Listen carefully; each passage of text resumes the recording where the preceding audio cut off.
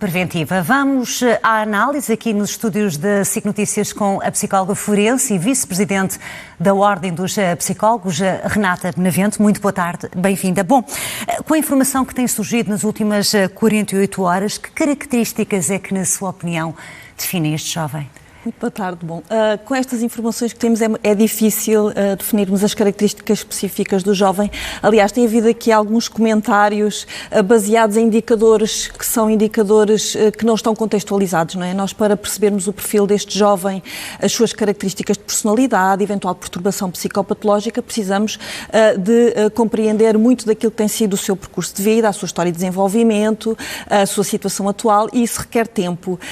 Ou seja, é prematuro falar-se aqui da questão do síndrome de Asperger, por sim, exemplo, parece-me que sim. Portanto, esta avaliação deve ser feita com recurso a procedimentos muito específicos que nós, psicólogos, utilizamos, nomeadamente instrumentos de avaliação psicológica e uma série de outras metodologias, como as entrevistas clínicas, a consulta dos antecedentes processuais que provavelmente vão surgir neste contexto e, portanto, será, de facto, essencial, no âmbito de uma avaliação pericial, perceber-se exatamente que tipo de perfil este jovem tem e, de facto, com estes indicadores que muitos deles são comuns a uma diversidade grande de alterações, não permitem, de facto, traçarmos aqui um perfil, isto com o rigor que esta situação merece. Nós compreendemos que, face a este, no fundo, até alarme social, não é? Essa é uma das razões que justifica a aplicação da medida de prisão preventiva, que as pessoas estejam muito até ansiosas e angustiadas e queiram perceber, de facto, acho que isso é natural, perceber o que é que está na origem de um comportamento deste tipo,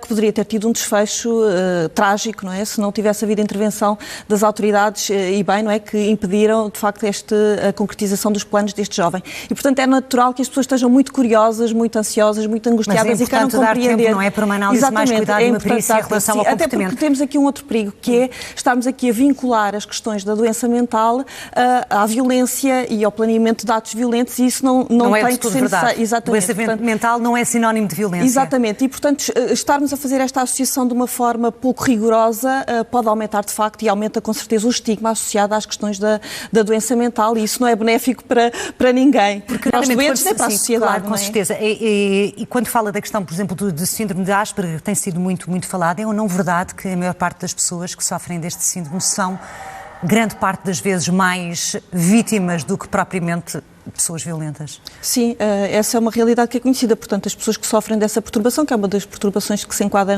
nas alterações do espectro do autismo, não têm, à partida, essa tendência para comportamentos violentos, exatamente porque esse comportamento de isolamento e essa tendência para essa dificuldade na interação, na relação com os outros, torna-os, de facto, eventualmente mais propícios à vitimação por bullying, não é? Porque não interagem de uma forma expectável, não é? E isso torna ainda mais difícil, nomeadamente às pessoas que estão próximas, nomeadamente deste jovem aqui, interpretar alguns sinais de que nos permitisse perceber que algo de facto estava muito errado naquela pessoa e que um comportamento com esta violência poderia vir a acontecer. Sim, talvez ele não tivesse dado esses indícios ou a interpretação que foi feita desses comportamentos não remetesse para alterações desta natureza, não é? Era um jovem que aparentemente não tinha antecedentes criminais, não tinha história de violência prévia e, portanto, provavelmente não foi possível antecipar este planeamento que ele estaria a fazer. É certo que é importante haver aqui alguma atenção a alguns indicadores e as pessoas devem estar treinadas, sobretudo quem contacta com crianças, jovens, por exemplo, em contexto escolar, treinadas para perceber alguns sinais que podem realmente alertar para alterações do ponto de vista do desenvolvimento. Por exemplo, essa tendência para o isolamento, a dificuldade que a pandemia de facto não ajudou. Também potenciou, exatamente, sim. Portanto, há aqui alguns indicadores que nós podemos estar atentos e é importante que também nestes ambientes e, por exemplo, os profissionais das escolas e dos estabelecimentos de ensino que contactam diariamente com estes jovens possam, de facto, perceber alguns indicadores que permitam encaminhar para serviços mais especializados, eventualmente para um serviço de psicologia e aí uma avaliação mais detalhada.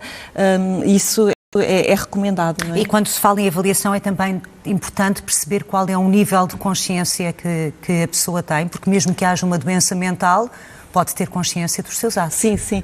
Isso faz parte de uma distinção que depois é feita, que é feita no âmbito da avaliação psiquiátrica, que tem a ver com o estabelecimento da inimputabilidade ou não, que remete para isso, não é? Para a consciência ou para a percepção do ato propriamente dito e dos seus impactos. E, portanto, essa avaliação mais específica, quer no âmbito da psiquiatria, quer também no âmbito da psicologia, porque em muitas destas situações é essencial perceber o perfil de personalidade destas pessoas, até para podermos fazer um prognóstico, e isso pode ajudar o Tribunal a tomar decisões sobre a medida mais adequada, também no sentido de apoiar, não é, o processo de reinserção social destas pessoas, que é o modelo que nós temos em Portugal, exatamente, que é o objetivo final. Portanto, isso é muito útil, essa avaliação, até para estabelecer esse tal prognóstico e se definir o plano de intervenção mais adequado para que aquela pessoa possa, de facto, reintegrar-se na sociedade de uma forma ajustada e positiva. E falando dessa questão da inimputabilidade, é crível que isso aconteça quando olhamos e percebemos que era uma pessoa que já há muito tempo estava aqui a planear um ataque com tanto detalhe e tanto rigor. Sim, essa é uma avaliação, como eu digo, que tem que ser feita, contextualizada no caso concreto, e nós não temos, de facto, elementos que nos permitam definir isso. Mas, provavelmente, essa é uma questão que o próprio Tribunal vai equacionar e que vai ser avaliada, com certeza.